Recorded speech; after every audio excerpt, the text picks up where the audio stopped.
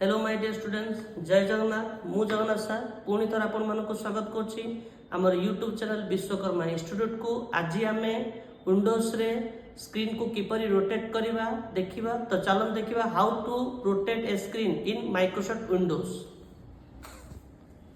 प्रथम आमे मैनुअली करबा।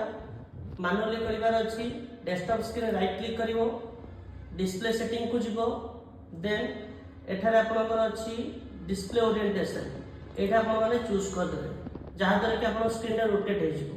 नाही कीबोर्ड शॉर्टकट थ्रो रे जदी करिवार अछि कंट्रोल प्रेस करिवे, ऑल्ट प्रेस करिवे, जे कोसी एरो की को यूज करिवे। देखो control alt right arrow key use करली स्क्रीन कीपर रोटेट era देखो। Then control alt down arrow की,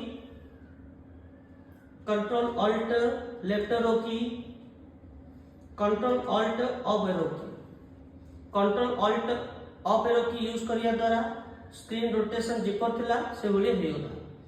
एई भली वीडियो चाहउचंती आपण माने हमर चैनल को लाइक शेयर सब्सक्राइब करिया को भूलिबे नै।